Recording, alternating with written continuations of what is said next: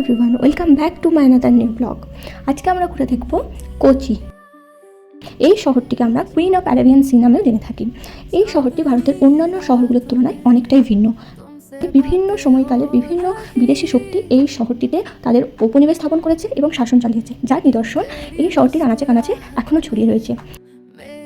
চলো তাহলে এবার শহরটা ঘুরে দেখা যাক একটু। সকাল সকাল উঠে আমরা চলে এসেছি একটা বোটিং পয়েন্টে। এই জায়গাটা 8:30তেই ওপেন হয় সকাল, আর আমরাই এদের প্রথম কাস্টমার। আজকে আমরা তাড়াতাড়ি একটা বোটে উঠে পড়লাম। আমাদেরকে প্রায় 14 কিলোমিটার এখানে ঘুরে দেখাবে। কিছুক্ষণ বোটিং করার পর যেটা প্রথম চোখে পড়লো সেটা হচ্ছে এই বড় বড় ফিশিং নেটগুলো। এগুলো চাইনিজ ফিশিং নেট, যা এখানে চীনাভালা নামেও পরিচিত। শোনা যায় এগুলো চাইনিজ ট্রেডাররা প্রথম এখানে নিয়ে এসেছিল, তারপর থেকে এগুলো এখানকার ট্র্যাডিশন আর কোস্টাল লাইফের একটা পার্ট হয়ে উঠেছে। সকাল সকাল বোটিং করার আর একটা কারণ হলো এই ম্যানগ্রোভ ফরেস্টগুলোকে কাছ থেকে দেখা। এছাড়া আমাদের পরিচয় হয় বিভিন্ন পাখির সাথে, যেমন বক, পানকৌড়ি, ঈগল, বাদুড় আর অনেক নাম না জানা পাখি। এগুলো এই কোস্টাল লাইফের একটা অন্যতম পার্ট। সব মিলিয়ে আজকে সকালটা প্রকৃতির মাঝখানে খুব সুন্দরভাবে শুরু হলো।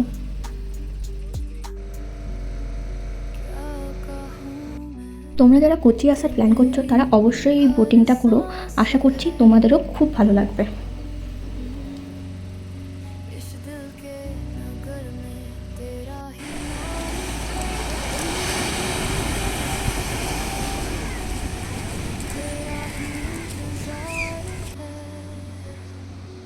আমরা এখন যে জায়গাটায় আছি এই জায়গাটার নাম ভাস্কো ডা গামা স্কয়ার।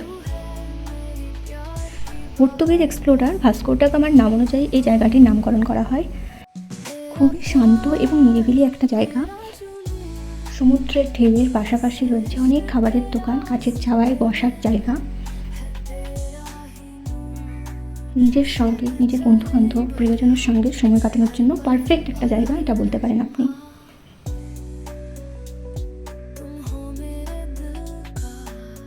এবার বেরিয়ে পড়েছি আবার এক নতুন গন্তব্যের সন্ধানে।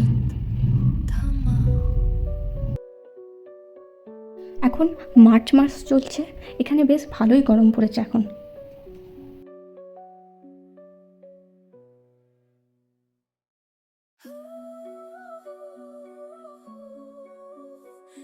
এবার আমরা ঘুরে দেখব জিউ টাউন। তোমরা হয়তো ভাবছো কোচিতে জিউ টাউন কী করে। আসলে আগেকার দিনে মিডল ইস্ট থেকে লোকেরা এখানে আসতো বাণিজ্য করতে। পরে এখানকার রাজা এদেরকে ল্যান্ড ডোনেট করে আর তৈরি করা হয় এই জিউ টাউন।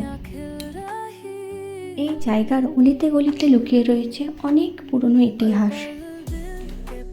এখানকার রাস্তার দুপাশে থাকা অ্যান্টিক জিনিসের দোকান, স্পাইসেসের দোকান, জামা কাপড়ের দোকান, যেগুলো আমাদেরকে প্রত্যেকটা তাদের ইতিহাস আর এই জায়গার ইতিহাসের সঙ্গে পরিচয় করিয়ে দেয়।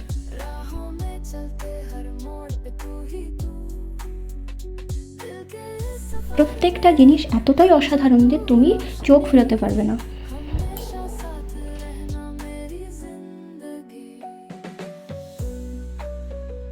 তবে সময়ের সাথে সাথে এই জায়গারও অনেক পরিবর্তন ঘটেছে। ইসরায়েল দেশটি ফর্ম হওয়ার পর বেশিরভাগ জিউস পপুলেশন এখানকার ওখানে শিফট করে যায়, তাই এখানে খুবই অল্প সংখ্যক জিউস এখন বসবাস করে।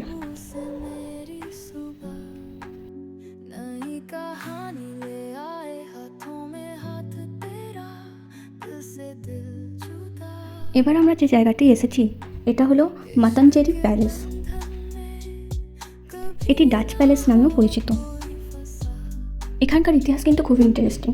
এই প্যালেসটি পর্তুগিজরা উপহার হিসেবে দিয়েছিলেন এখানকার তখনকার রাজা বীরা কেরালা ভার্মা রাজাকে।